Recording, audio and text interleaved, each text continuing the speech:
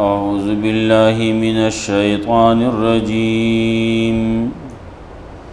بسم الله الرحمن الرحيم ألهاكم التكاثر حتى زرتم المقابر كلا سوف تعلمون ثم كلا سوف تعلمون كلا لو تعلمون علم اليقين لترون الجحيم ثم لترونها عين اليقين ثم لتسألن يومئذ عن النعيم. سورة تکاثر ابل ورځ مونږ ویلو شپاړسم سورت مکی ورستو د سورت کوثر نا مزکیاتونه پاتې شیو د هغې وجې نه پرون پکې سورت قارعه آیاتونه ویلې شو. سورت کې تزهید فی دنیا او اصل سبب د هلاکت چې هغه مال له نو هغه تذکرہ کوي.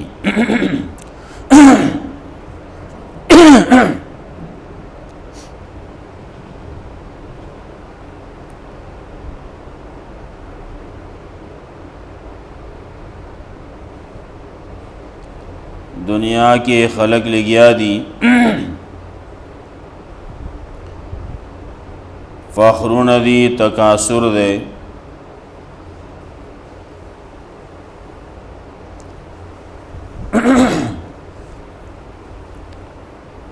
مخی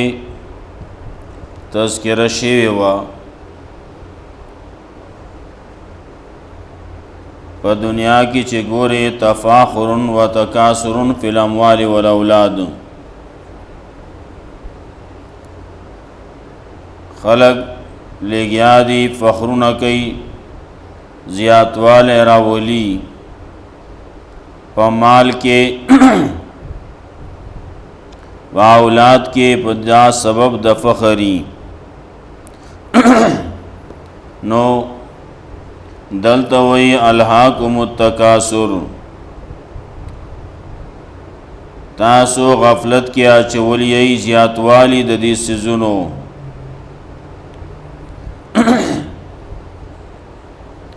سوگ لگیا دی مال زیادتی جیداد زیادتی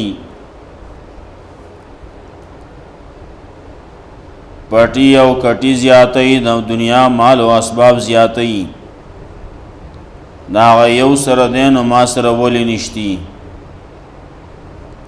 دا سیالی دا یو بل سره مخکوال مال و دولت پا اسبابو کی عام روان دے یوازې په یوځای کې نه ده بلکې هر شي کې ده. کله چې خادیدانو پای کې هم ده خادیدانو دی وی چې هغه داسې کړلی نو موږ به د هغې نه زیات کوو. کاغه د هندوانو رسمونه نو پای کې د یو بل سره سیالي ده د یو بل نه مخکېواله ده. کاغه په ابتدا کې خوړې په لحاظ سره نو بیا پای کې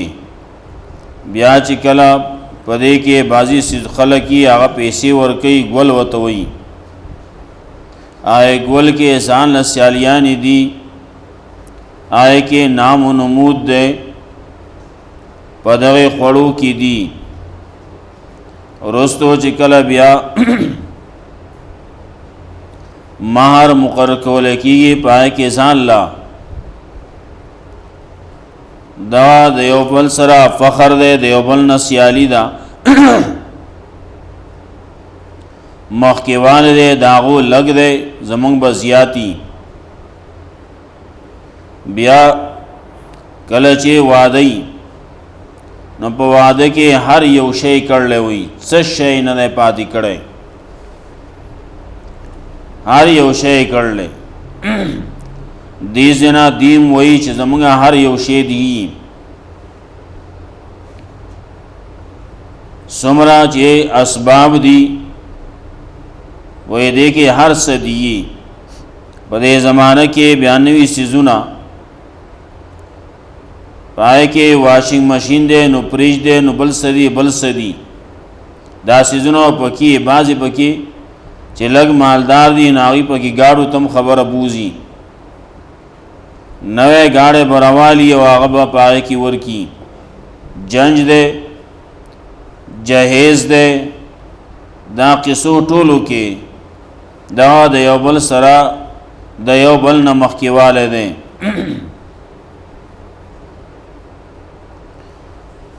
دا لاسکه الله رب العزت وی حتی زرتم المقابر، تر دې پورې چې تاسو زیارت د مقبرو چې وکونم دې د پاره وکوم. یو قبرونو کې هم تاسو سیالی شروع کړه، جنازو کې هم سیالی دا. فخرونه زمنګ آدم بابا چې جنازه وانه دومره خلق راغلیو ایسارولی شریعت خلاف کوله کیږي. سړی بمړی سحر کې وینا سبب ول جنازه کو پلس بجې دا 13 غنټه او 30 غنټه رستو کوي. شریعت خدا ویلو چې سمرا وخت کې تجهیز او تکفین کیږي، قبر تیاریږي، مړې تیاریږي، نو ما وخت دی ورکړې شي، هغه وخت دی صبر وکړې شي، داغه نرستو جنازه دی کولای کیږي او مړې دفن کولای کیږي. رسول الله صلی الله علیه وسلم خو فرمایلی اسرعوا بالجنازه واسرعوا بالدفن، دفن باندې تعدی کوي او په جنازم تعدی کوي. نو دې ټولو کې دې د یو بل سره سیالي کوي. دا دې لپاره کوي چې خلق پکې زیات شي. بیا موږ خلقو ته دای دومره خلق پکې راجم شيو، بیا چې اخواته شي مقبره دا قبر جوړولي پای کې سیالي دا، آی کې د یو بل نه مخکیواله ده. دویمه خبر دا الهاکم التکاثر، تاسو غفلت کې اچولې یی زیاتوالی د مالونو، د سشي نه په غفلت کې یی، د دین نه په غفلت کې یی، دغه تکاثر پسې ورپسې یی، دین لنه راځي، مانزل ناراضی تکاثر پسې ورپسې، مال پسې زیاتوالی کې پسې ورپسې یی. قرآن کریم تنکی نہیں داغه وجم داغه چې په تکاثر مال په زیاتوالی پسې ورپسې یی، نورو سيزونو دنیوي اسباب په زیاتوالی پسې ورپسې یی، علم د دین نه حاصلوي، مانزل ناراضی، قرآن کریم نوای، قرآن کریم درس ته نه کینای. دا ټول خبرې داسې دي. الهاکم التکاثر د دین رسونه ده، ناغه کېم تاسو سستی په دې باندې کوي، هغه غافل کړی یی دغه زیاتوالی نه مالونو. حتی زرتم المقابر، تر دې پورې تر مرګ پورې دا زیاتواله ده. مخکې ست تذکرہ شی وا چې انسان چې کله بوډا کیږي نو د دنیا هرس زیاتیږي، د عمر هرس زیاتیږي. حتی زرتم المقابر یو مطلب دا چې تاسو قبرونه هم په دغه تکاثر کې د یو بل سره په سیالۍ کې فخرونو کې جوړ کړو. او بل دا حتی زرتم المقابر، تر دې پورې چې تاسو زیارتونه د قبرونو هم د دغه تکاثر د پاره وکړو. خلق زی مقبره لاړ شي رسول الله صلی الله علیه وسلم فرمایلیو ابتدا کې د دین منع کړوا ولې خلقو کې مسله باندې خلق نو پوا نو چې کله پوا شو نو بیا وته وی الا فزور القبور كنت نهایتکم عن زیارت القبور الا فزورها ما مخکې تاسو د قبرونو د زیارت نه منع کولای وس تاسو د قبرونو زیارت لزیت لشي قبر زیارت چې کین بیا د خپل مخبره چای کې خپل خپلوانی پلاری پکې نکي پکې ترای پکې بلی پکې خپلوان دي علاقه والدي آشنایانی داغي قبرونه یې وي او دا زمانه مخ کې تللی زپسې روانیم نو دا قبر زیارت بسره پاره کې رسول الله صلی الله علیه وسلم فرمایلیو اکثروا حازم اللذات تاسو چې کوم مزه ماتون کې شیز ده هغه یادوي چې هغه مرګ ده نو بیا هم دا فرمایلیو چې تاسو د قبرونو زیارت کله کله کوئ صد پاره کوئ لتذکر الموت دې د پاره چې تاسو ته مرګ را یاد شي وتذکر الاخره او دې د پاره چې تاسو ته آخرت را یاد شي او دې د پاره چې وتزهد فی الدنیا او دې د پاره چې تاسو په دنیا کې د دنیا نه یو زړه مات شي د آخرت طرف ته یو مخ شي لتذکر الموت وتذکر الاخره وتزهد فی الدنیا د دنیا نه بیرغبتی ستاسو پیدا شي دنیا کې خو خلک داسې ورننه وتلی چې ټول کارونه د دین هغه پرې خودو د دغه مال د پاره د دغه دنیا د پاره نو وسه دې سګي د چې د قبر زیارت لذي نو دغه د پاره نزي چې دنیا سره مینه کم شي بلکې د روان د مخبري لسکه وې زما پلان کې بابالا سشي لذي قلبت غواړم سلزي مال ته غواړم سلزي جیدات ته غواړم سلزي اولاد ته غواړم سلزي صحت ته غواړم خلق لګیا دي د نور نو غواړي وسو قبرونو نو غواړي قبرونو کې چې کم پراته دي ناغي کې اول کې چې کله هغه مړ شو په دنیا کې هغه ځان له باباو پاسې ده کې ناستلې نشو کولای په ژوندانه باندې کله چې مړ شو نو بیا جامې ته بل وېسته غسل ولا بل ورکو سترګې ولا بل پټې کړوي خلا ولا بل تړلوا بند کړوا او بیا کپنه ولا ورکو او بیا پکړ کې واچو او مخبره ته ورساو قبر کې په خپل باندې نشو کوزیده نو بل کوز کو او بیا په تختې کې خو د خاورې پیواله ولا چې ته نور د هیڅ کار نه وسرات لې نشي هیڅ کار نشي کولای دنیا کې زا خاورې پیواله ولا زه خبر اخلاص شو زما استاد منس کې بیا ته وی را مدد شي وي وراو رسیږي نو سو یو ته وي سو بل ته وي سو بل ته وي نو قبر زیارت ل چیزی نو د دین کما خبره چې واغې د پاره نزي چې آخرت رايات شي قبر رايات شي دنیا سره مینه کم شي پاره نزي سره پاره زي د پاره چې ماته مال میلاو شي لاړ بشم بابا نه سوال وکم کله په بابا سوال وکم نو دا لګیای بعضی علاقو کې دلې زم په طرفونو کې خلاصو گزاره کوي کته چې لاړ شي پنجاب ته لاړ شي دلته نو پر علاقو کې هم کله بعضی ژوند کې پنجابیان پکې راځي نو دا خلک چې راشي اکثر پای کې دغه قبر پرس خلګي نو بعضی خلک داسي وای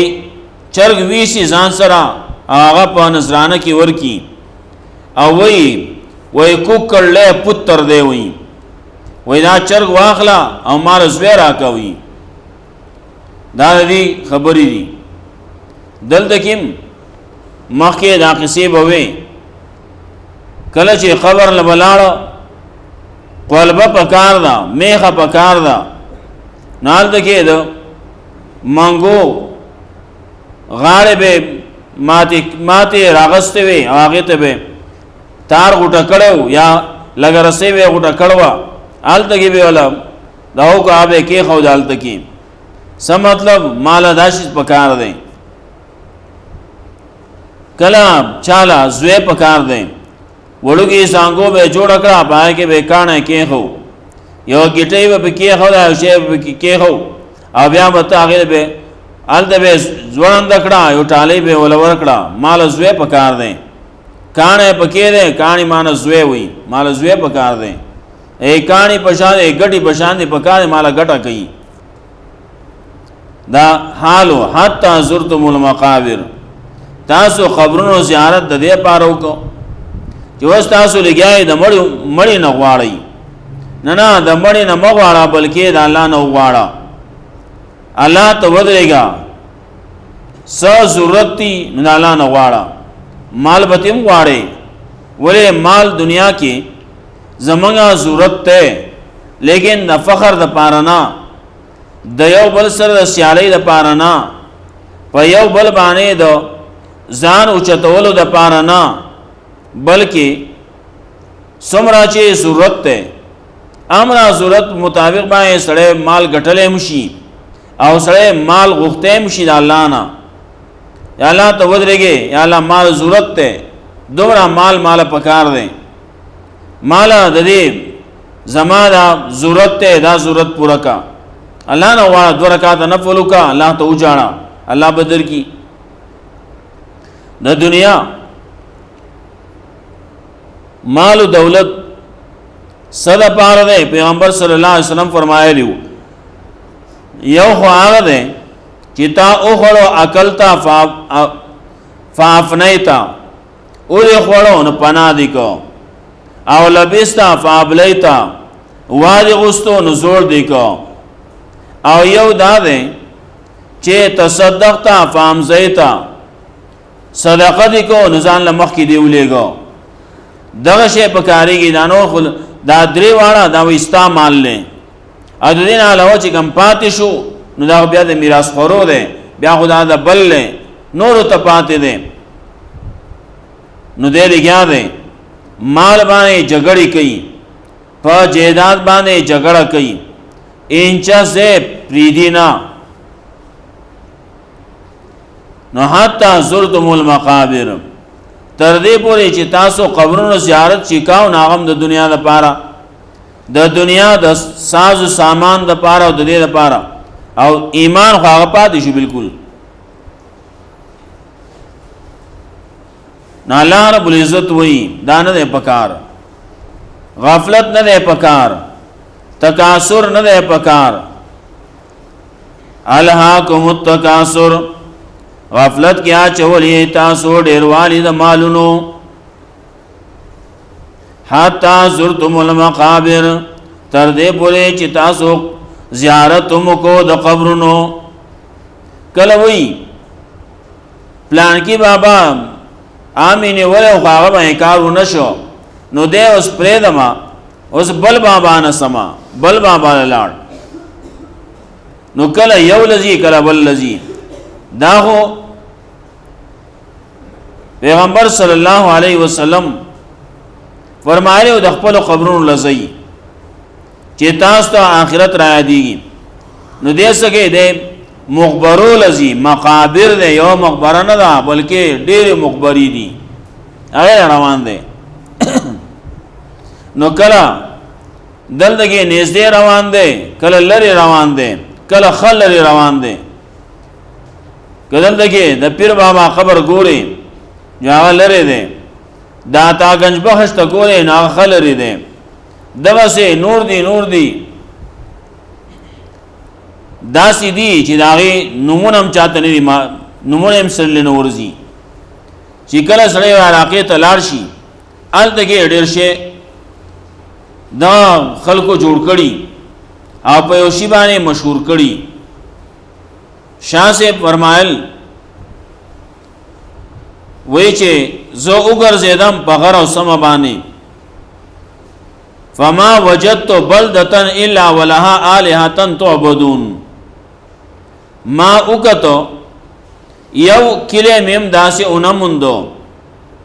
چې پاره کې خلقو ځان له الها نه نیولي،